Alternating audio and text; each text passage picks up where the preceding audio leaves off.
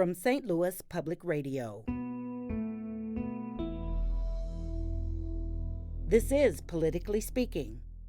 One of the many things that passed over the 2021 legislative session was a gas tax increase, something that both business and labor groups have been wanting for years.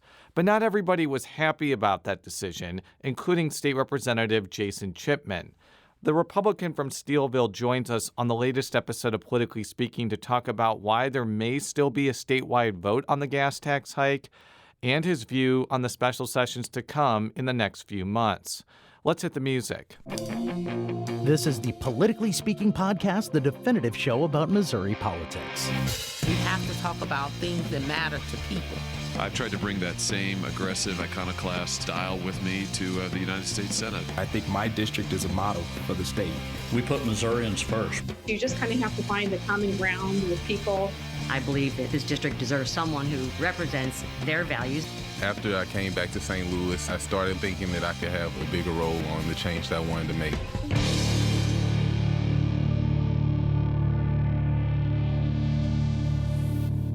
And welcome to Politically Speaking. I'm your host, St. Louis Public Radio political correspondent, Jason Rosenbaum.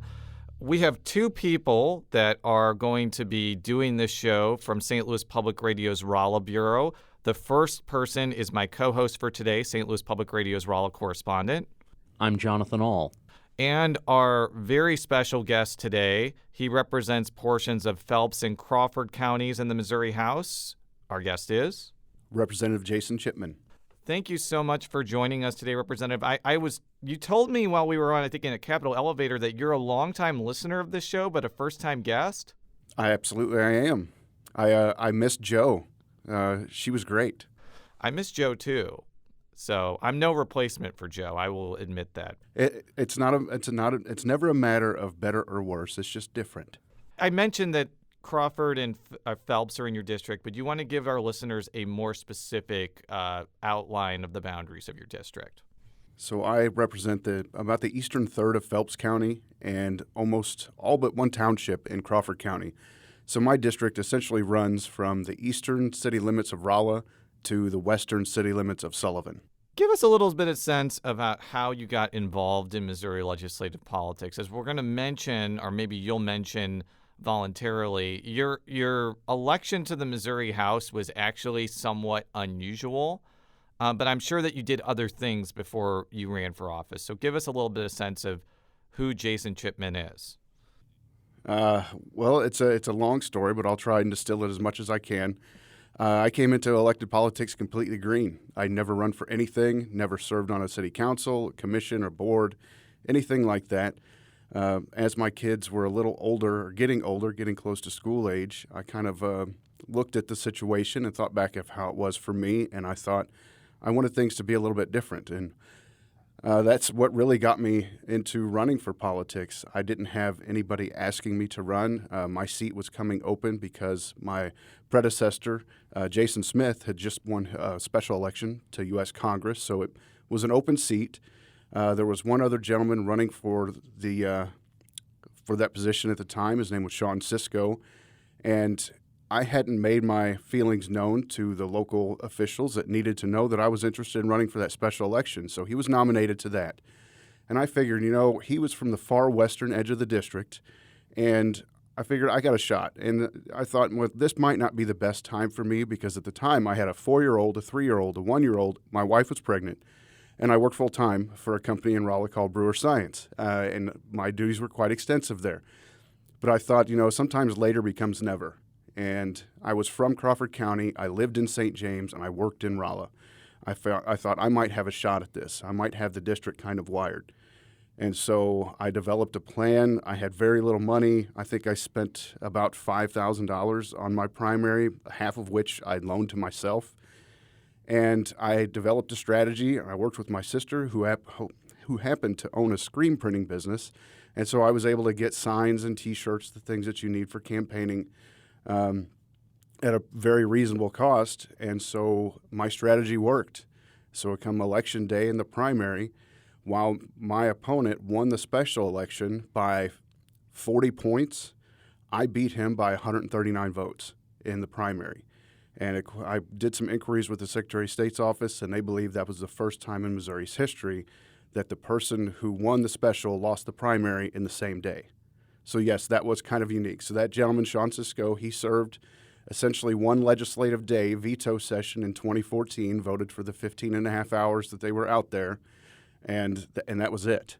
And then I took over in January. So in a roundabout way, I succeeded Jason Smith. There was just that little blip there in the middle. But Sean's a great guy. He would have made a great representative. It just didn't work out for him. So is Sean Cisco forever known as former State Representative Sean Cisco because he served that one legislative day? Technically, yes, because he was sworn in just like any other state representative would. He had a desk on the floor. I believe his desk, the voting box did not work that day. So every time he had to vote, and that was the veto session where Governor Nixon was overrode 150 times because all of the line item vetoes in the budget, he had to get up every time and walk to the dais and tell the clerks if he was a yes, no, or a present on every one of those votes. So it had to have been a somewhat frustrating day for him, but that's how it went. You were a pretty major figure in the debate over a gas tax increase that will increase the gas tax 12.5 cents over 5 years. And the reason that you were a major figure is that you offered an amendment to put that plan up for a vote. It was unsuccessful, but a lot of your Republican colleagues voted with you. I want you to kind of explain your mindset on that and why you decided to take that posture towards this proposal. It pretty much just goes straight to the Hancock Amendment that was passed in the early 80s that limited the amount that taxes and fees could go up in a given year based on state tax revenues. And according to the fiscal note that was given with the bill, with the Senate bill, it said in there from the governor's Office of Planning and Budget, which is under the Office of Administration, that this bill as designed violated the Constitution. It violated the Hancock Amendment. I had never seen that in any fiscal note. I reached out to the Department of Revenue, and they were quite excited that somebody actually read the fiscal note to begin with and was using that in the debate on the floor. And so I thought, it was incumbent upon me or anyone to stand up and say, this is unconstitutional. And while I was not opposed, as I said in debate, to raising the gas tax, the way that we were going about it was wrong. The process matters. The process is laid out in the Constitution on how to accomplish these things, and it matters. This was the same argument that we made over the Medicaid expansion debate. The process matters. The Constitution says if you're going to do a ballot initiative, this is how you have to do it if it creates some kind of new spending program or increases spending that has to have a way to pay for it. So just in the same argument, the Constitution with the Hancock Amendment says that this year the Missouri budget only allows for a $111.8 million increase in taxes and fees. And the way it's written, too, it says that that is calculated in the first full year of implementation. So if you look at the first year, it's 60 or 70 million. It wasn't all that much because it's only a partial year. But if you look at the next full year, it was going to be over $130 million additional dollars, which violates the Hancock Amendment. And so that was my basic argument. I wasn't arguing the merits of the program. I wasn't arguing the merits of a gas tax increase. We talked about that a little bit, about how this was mainly going to affect poor people because it was a regressive tax, and because they tend to drive older vehicles that gets worse gas mileage, while as more affluent people are going to drive newer vehicles that get better gas mileage. And so they're not going to pay as much. Plus, you add in the fact the way that the rebate system is set up. So this gas tax proposal includes a rebate system or refund system based off a program that was designed in South Carolina. Currently, they have about a 15% refund rate. And if I was taking a guess, I would say it was the people who itemized their taxes that are taking this because they already do these things. The average person isn't going to do that. And if you did the calculations, once the tax was fully implemented at 12.5 cents a gallon, if you have a vehicle that gets 20 miles per gallon and you drive 15,000 miles a year, it's going to cost you an extra $93 and change in extra taxes. And a lot of people are going to look at the way that the wording is in the bill on how to get your refund and say it's not worth it, especially when they're worried about anything else. But when I look at that $93 that somebody getting 20 miles to the gallon, if they're lucky. If you have a truck, it's probably going to be a lot less. If you have an old truck like mine, it gets 10 or 11 on a good day. And so they're probably not worried about keeping all of their receipts, sending them in, taking pictures of them, writing down the VIN number of the vehicle that the gas was used in. They're not worried about that. They're going to be worried about, how do I keep the lights on? How do I keep diapers on my baby? What are we going to do for food this week? They're not going to be worried about that. But when I see that gas tax increase at $93, I can tell you that's 4.5 cases of diapers, because I still have one in diapers at this time, and so I know how much that costs. Representative, I with all respect to the process, what do we do about the problem? Missouri roads and bridges are a mess. And especially in your district, there's a lot of rural area that doesn't get a lot of attention. There are a lot of county roads and state roads that need to be improved for wear and tear on vehicles and also for life safety issues. You know that. You drive all over your district.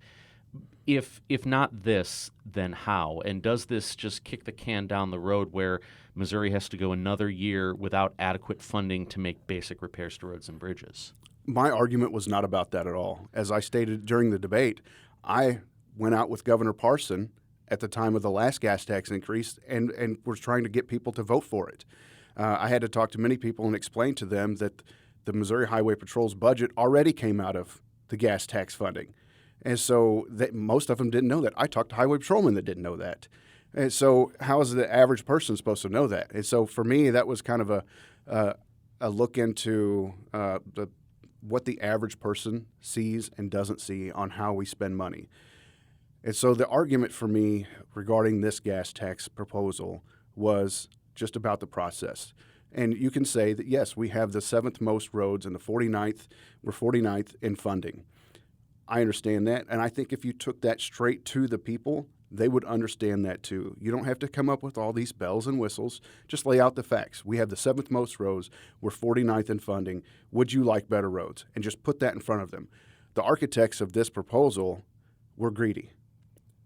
If they would only proposed 2 cents a gallon, we wouldn't be sitting here having this conversation right now, because it would have put it under the Hancock threshold. And we could do that. In 2018, we had a task force that was dedicated to how do we increase funding, what do we need to do for our roads and bridges. And they came out and said that we need, believe it was a 12-cent gas and 10-cent diesel increase. However, they said that violated Hancock and it would have to go before the people.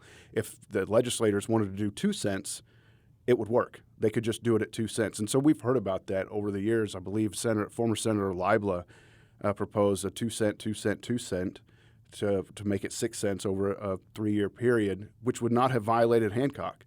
And if they had not been greedy and just left it at 2 cents, I would have had to stand up for 2 hours during this debate. And like I said, we wouldn't be standing here right now. So you have to ask yourself, do the ends justify the means? And we have to ask ourselves that all the time. We want certain things. We want better schools, we want safety, we want all these things, but the means that we go by about which we do these things, they really do matter. Look at the countries where they don't have that option. They would tell you definitely that the means really do matter. I'm going to play a clip now from Jeremy Cady, who is with Americans for Prosperity Missouri, and his group is trying to gather signatures to put this bill up for a vote. And I'm going to use this clip as a jumping off point for my next question. I wasn't as involved in the 2014, but I do know in the 2018, I don't believe anyone opposed publicly. I don't think there was any campaign, any organized effort by anyone to oppose that tax increase, and yet it still failed, at the ballot box. His first part gets to, I think, a notable question that probably is posed by people that are in favor of this bill. I think that they would argue that people want to put this up for a vote because it would almost certainly fail at the ballot box, and then we would be back at square one when it comes to finding road funding. How would you respond to that argument? I would agree with it. Budgeting is about priorities, and if the people of this state decide that they don't want to pay more in gas taxes, we're going to have to find other ways to fund that priority. And if that's out of general revenue, then that's how we'll have to do it. I mean, we did pass a bonding issue to build 100 new bridges in the state. And well, what do we pay that out of? We pay that out of general revenue every year in House Bill 1. And so if that's what the people decide, then that's what we will do, plain and simple. Like he said, when it comes to the bells and whistles of these programs, because the legislators think they're so smart in their proposals, people can see through that.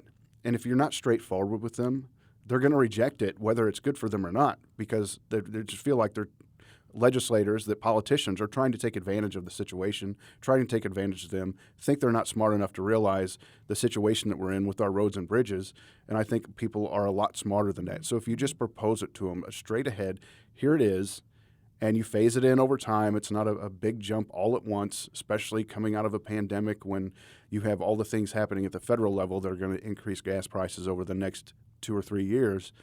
They'll understand that, and it won't be as hard of a hit to them, and they can kind of plan for it, they can budget for it, they can understand it. When you put in these programs that make us want to sound smarter than we really are, they get mad about it, and they'll vote against it, whether they're for it or not.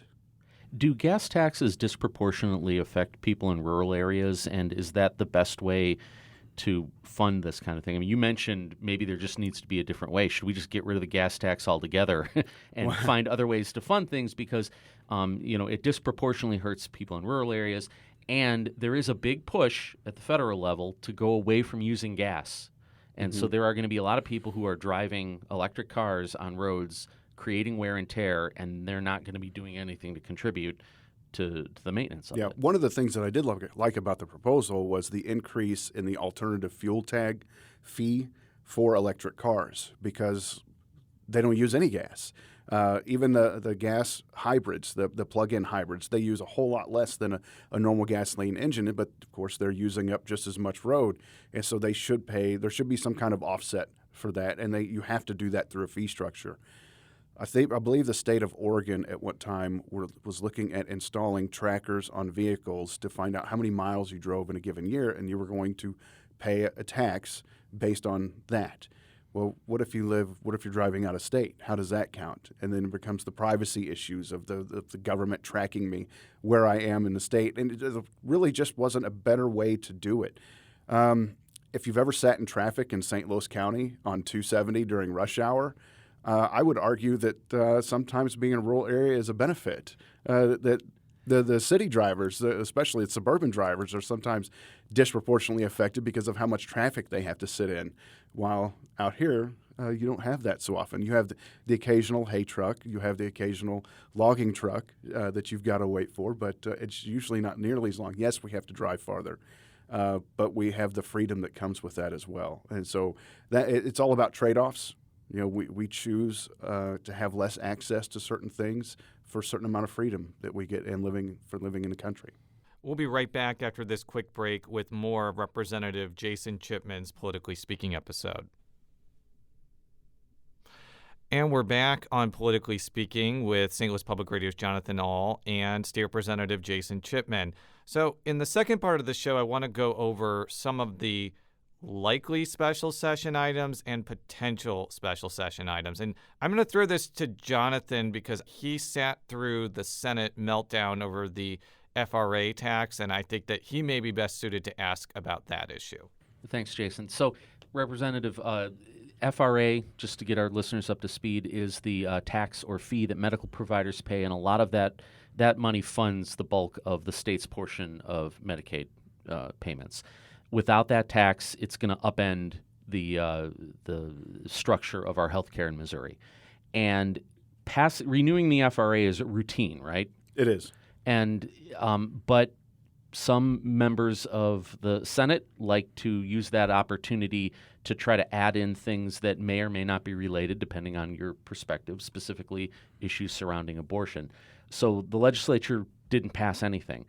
Do you think that there can be an FRA special session that will be limited to that and that legislators won't try to tag other things onto? I think we'll have a special session. I don't think there's any way that we don't have one. As to what individual legislators tried or try not to do during that special, If you look at the history of all of our special sessions and look at all the things that are filed to try to tag on, there's always something. And senators, of course, they're a special type of legislator. We'll just leave it at that. And so I think the chances for a clean FRA happening are slim. However, I think it will happen. And one of the things that the framers of this country got right was they forced us to compromise. The way that the House is made up, the way the Senate is made up, they force compromise. Nobody gets everything they want. We're not a parliamentary system. We're not a majoritarian system. And so if you can get 18 senators to agree to something, then we're going to go with it. At the same time, you're not trampling over the rights of those other 16. In the House, we passed it the way it was when we sent it over there, and of course it's up to the House and Senate to compromise. It's not just the individuals, it's the chambers, and then of course the legislature has to compromise with the executive branch, with the governor's office about getting something done. But if nothing happens, then it should make for an exciting next fiscal year for our budget chair.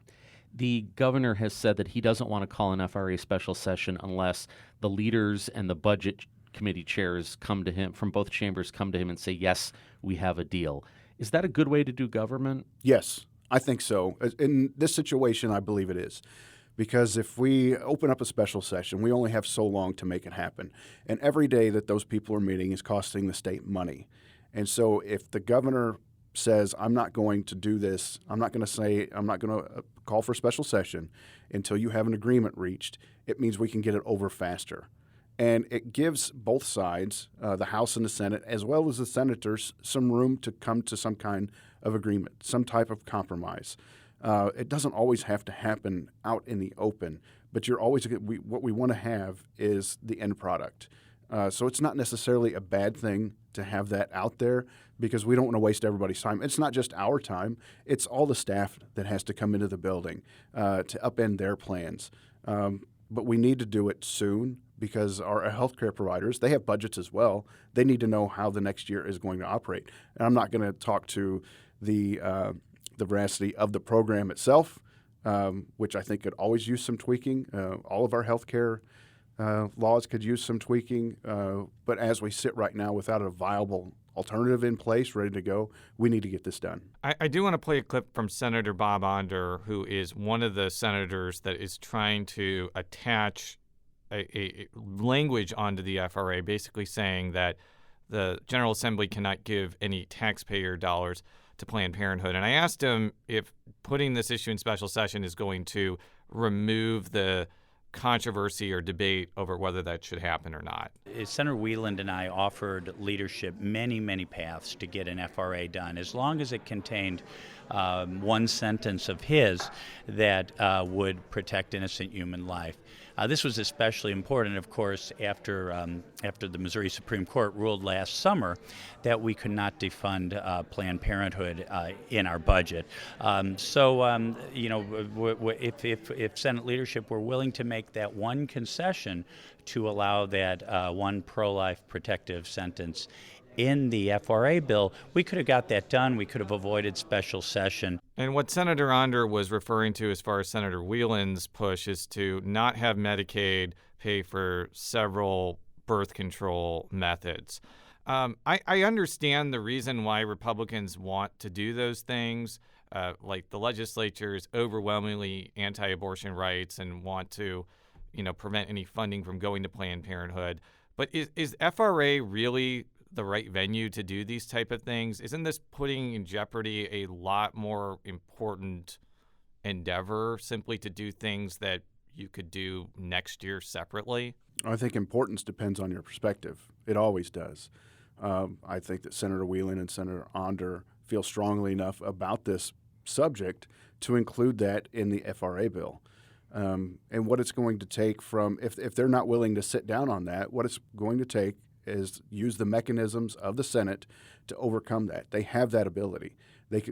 Senator Rowden can bring the bill up, let Senator Wieland, Senator Onder filibuster, stand there for as long as they can, stay in session until they're willing to sit down or they come to some compromise.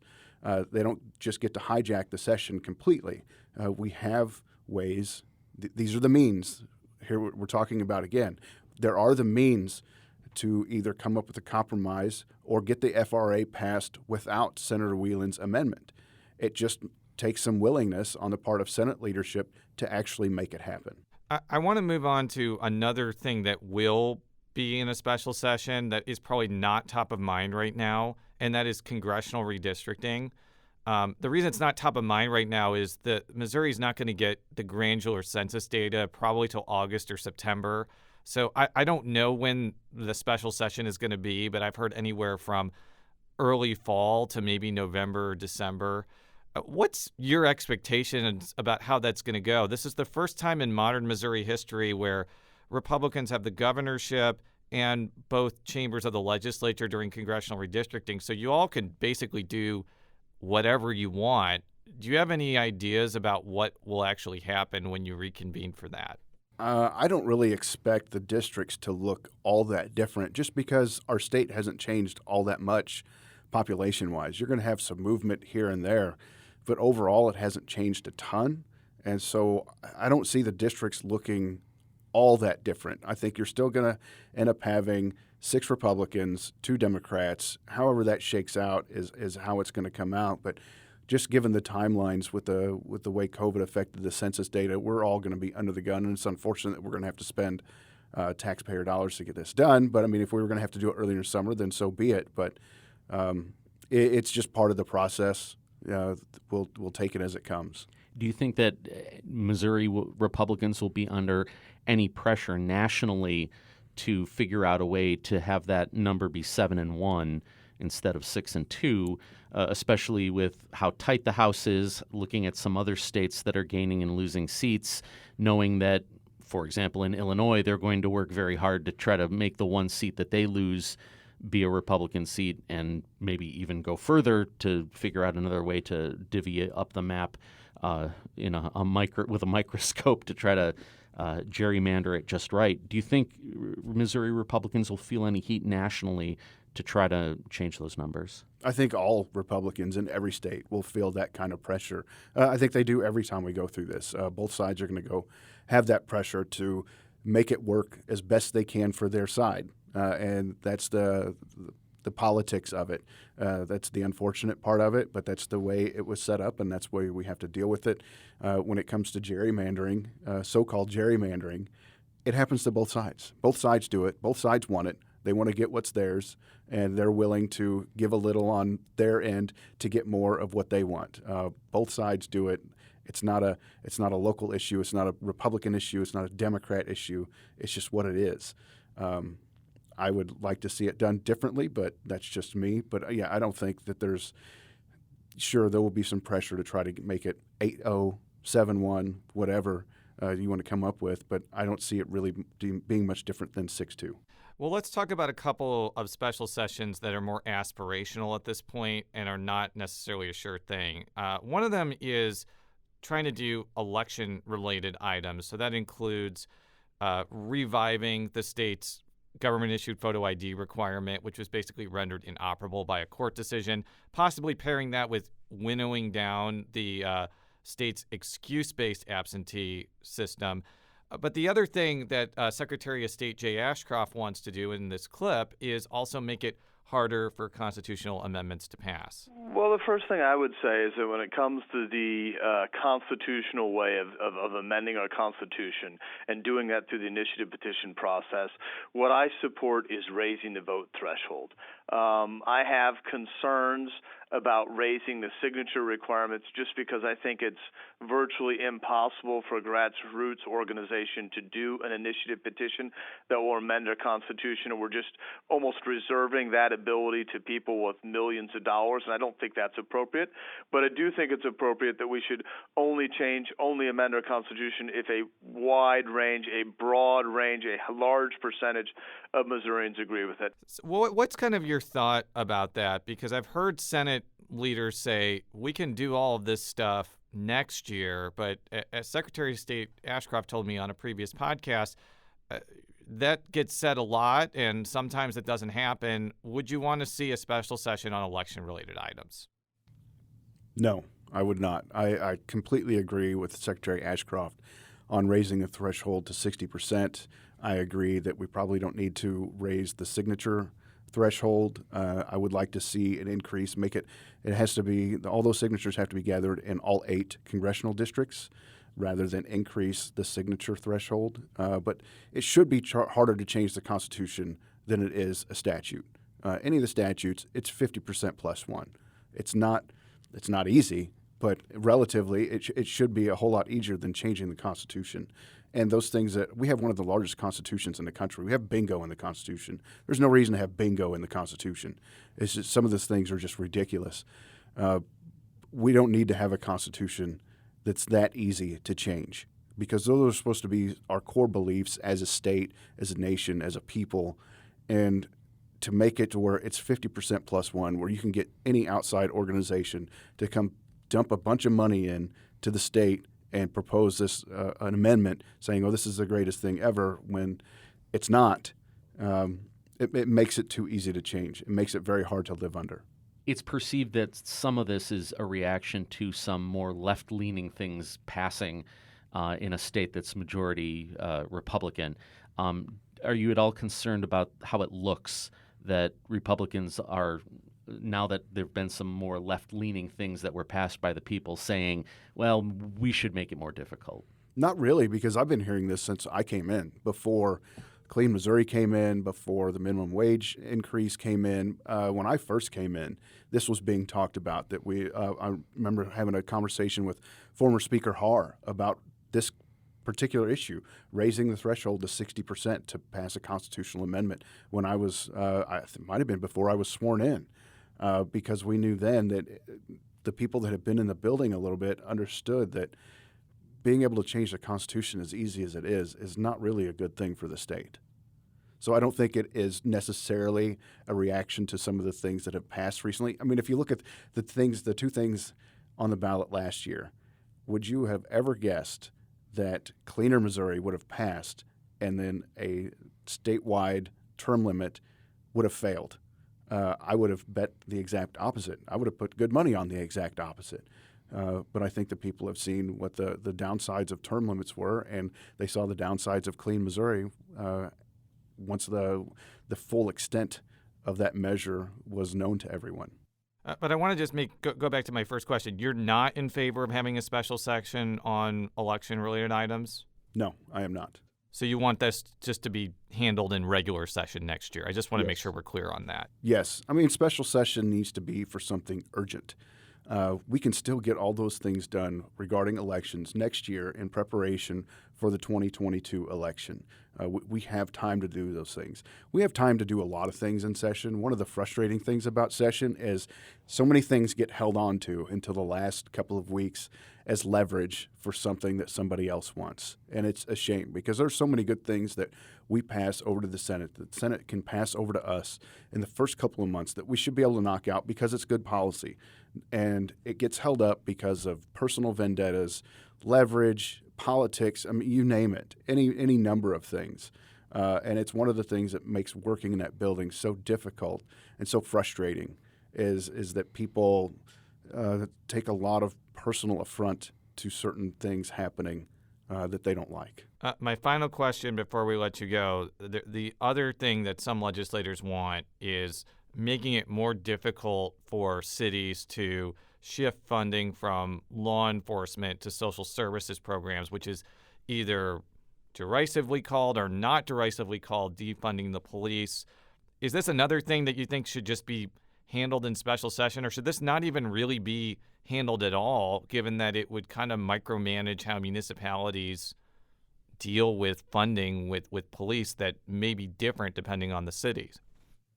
I think it really depends on the specific instances that's happening. I believe that Kansas City does not have control of their police board, and so for them it's a little different because it's done by the state. However, I'm still not in favor of a special session regarding how Kansas City is going to fund things. They have elected officials. They're held accountable to their voters. If their voters don't like it, they can choose new elected officials or put pressure on them to change what their priorities are. This is something where the state, while meaning well, I think is probably going to cause more harm than good in doing something like this. And this is all just a reaction to bad policemen, people doing bad things. We're not saying that all of the police are bad. We're not even saying that the policing shouldn't be reformed in some way. But when you have bad apples, you need to get rid of those apples, not throw out the whole bushel. It doesn't make any sense either way to do this. Well, Representative, thank you so much for joining us, and thank you, Jonathan, for facilitating this conversation. Politically Speaking is a product of St. Louis Public Radio, which is part of the University of Missouri St. Louis. For all of our stories, stlpr.org. You can follow me on Twitter at @jrosenbaum. Jonathan, how could people follow you on Twitter? At Jonathan All. And how could people follow you, Representative, either on Twitter or any other parts of the World Wide Web? My Twitter is at jchipmanmo120th. It's that long because Jason Chipman is just a really generic name that I guess a lot of people have. On Facebook, Rep Jason Chipman, and that's pretty much all I have. Well, thank you for having such a long Twitter handle, and thank you for joining us, and until next time, so long.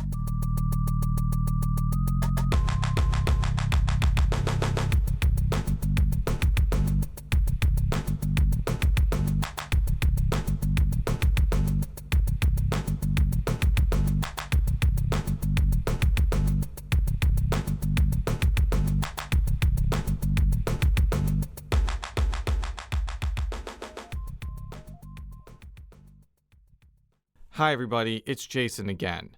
Before we go, St. Louis Public Radio is looking into racially restrictive covenants and deeds in the St. Louis region. In the early to mid-1900s, white homeowners and realtors commonly used these tools to keep black people out of certain neighborhoods. If you live in an old home, check your records. They might have clues that could help inform our reporting. Look through your real estate documents for restrictions on who can own it and live there. You can find more information on how to share those documents and your stories with us on our website, stlpr.org/housing discrimination. Thank you for listening, and we'll see you next time.